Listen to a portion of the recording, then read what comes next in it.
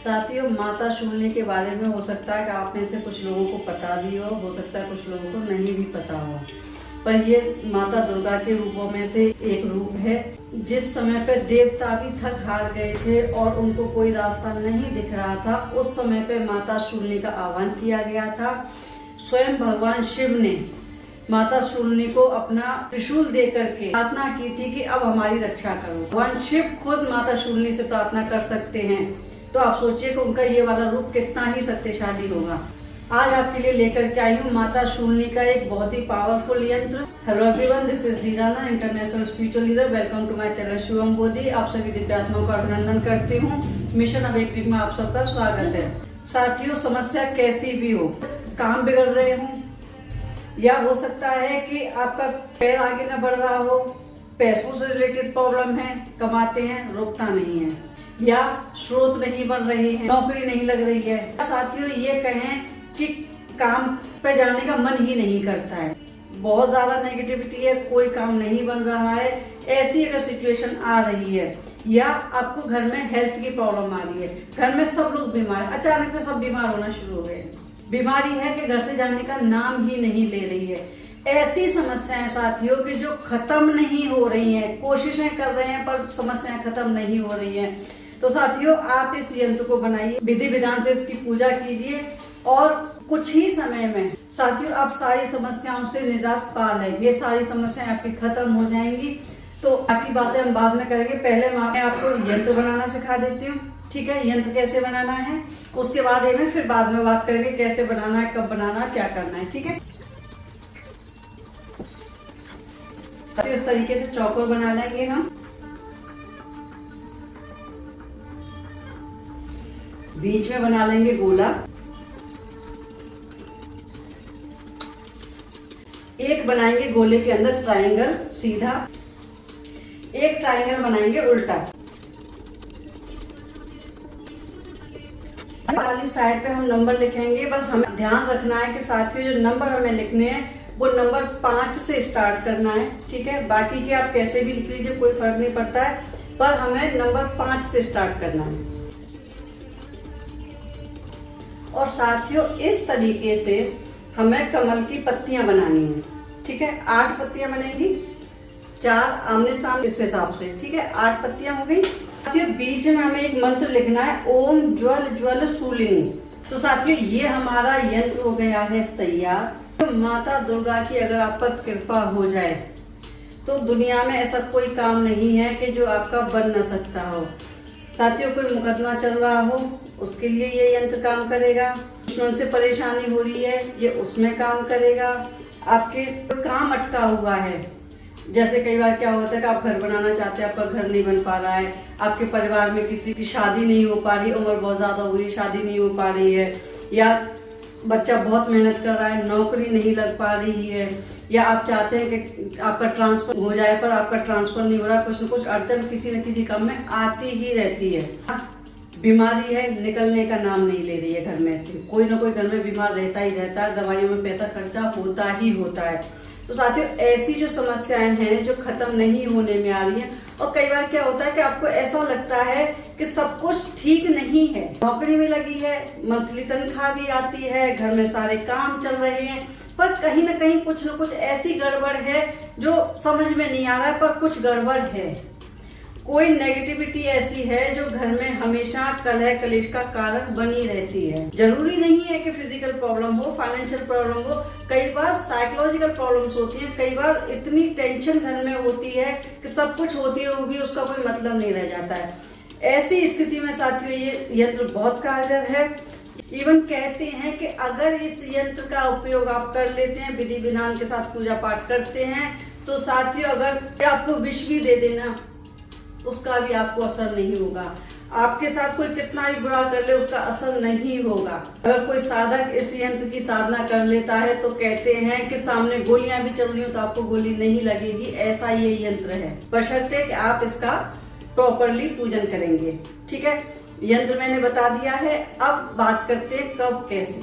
वैसे तो कहा जाता है साथियों इस यंत्र का प्रयोग जो है या तो आप सोने के पत्थर पे बनवा लें, सोने पर नहीं बनवा सकते तो कम से कम चांदी पर बनवा लें।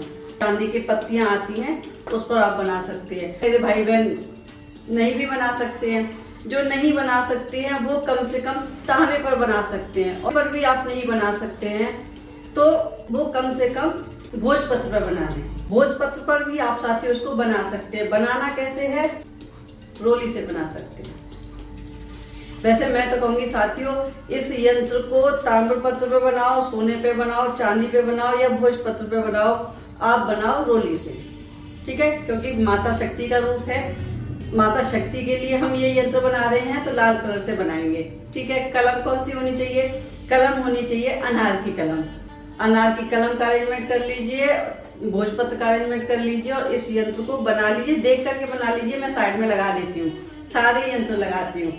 किन किन चीजों का ध्यान रखना है साथियों, हमें ध्यान रखना है शुद्धता का, पूरा ध्यान रखेंगे, ठीक है। साधना कितने दिन की होगी, साधना होगी साथियों 9 दिन की। फिर इसको यंत्र को आपने बना लिया, ठीक है। बनाने के बाद इसका आपको पूजन करना है, मंदिर में बैठ करके करेंगे जैसे और बाकी पूजा पाठ करते हैं उसी तरीके से आपको इसकी पूजा पाठ करनी है। पहले पानी से शुद्ध करना है, छींटे मार के करना, क्योंकि भोजपत्र होगा तो वो खराब हो जाएगा, ठीक है। हल्के से छींटे मार के करेंगे और उसके बाद दूध से स्नान करना है, वो भी छींटे मार के ही करना है, ठीक है। उसके बाद रोली चंदन जो भी आप होता है उस हिसाब से आप पूजा पाठ करेंगे। साथ में भोग प्रसाद भी रखेंगे माता के सामने। माता के सामने की तस्वीर हो सकती है, मंदिर में करेंगे, हो सकता है आपके पास माता काली की तस्वीर है या मूर्ति है या माता दुर्गा की है, क्योंकि ये माता दुर्गा के रूपों में से ही एक रूप है, इसलिए माता दुर्गा ठीक है। नहीं तो जो भी देवी है सारे रूप एक ही हैं, उन्हीं में से एक माता शूलिनी है। तो आप दुर्गा माता की फोटो के सामने या मूर्ति के सामने घर में जो मंदिर है उसमें हम पूजा करेंगे। पूजा करके साथियों देख करके बताऊंगी, गलत हो जाएगा, ठीक है। ओम वज्र नख महासिंहासनाय हूं फट नम, ठीक है, लिख दूंगी क्योंकि बहुत बड़ा मंत्र है, मुझे भी याद नहीं हुआ था इसलिए मैंने भी देख करके बताया है। इस मंत्र का जाप करेंगे, जाप करके माता को स्थान देंगे, यंत्र को स्थान देंगे, मंदिर में स्थान दे करके सारे पूजा पाठ करेंगे। जैसे घर में पूजा पाठ करते हैं, भोग भी चढ़ाना है, फूल भी चढ़ाने हैं, टीका भी लगाना है, वो सब कराना है। उसके बाद 8 देवियों के नाम लेंगे, 8 देवियों के नाम इस तरीके से लेंगे। ओम दुर्गाय नमः, ओम वरदाय नमः, ओम विद्यावासिन्ये नमः, ओम असुरमर्दिन्ये नमः, ओम युद्ध प्रदाय नमः, देव सिद्ध पूजाय नमः, ओम नंदिन्ये नमः, ओम महायोगेश्वरे नमः।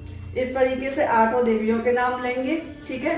मतलब जब भी पूजा करेंगे 8 देवियों के नाम लेंगे, आप देख लेना क्योंकि मुझे भी पूरे याद नहीं है, ठीक है। उसके बाद हम जितने भी माता के हाथों में अस्त्र हैं, जो जितने भी माता के हाथों में वेपन्स हैं या हथियार हैं या अस्त्र हैं, हम उनके भी नाम लेंगे।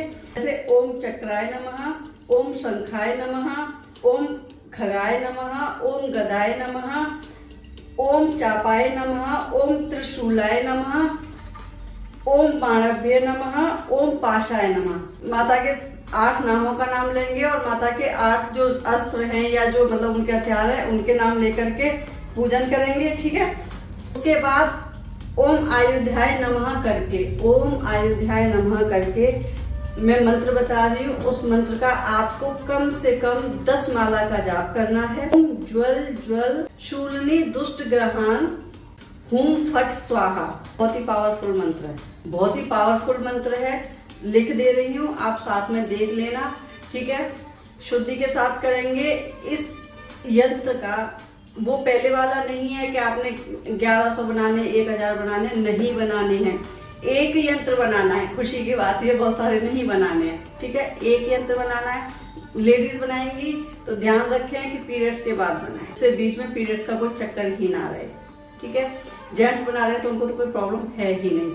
ध्यान ये रखना है, संकल्प लेके बनाएंगे। जो भी हमें काम करना है, जो भी हमारी मनोकामना है, उसका संकल्प लेकर के बनाना है।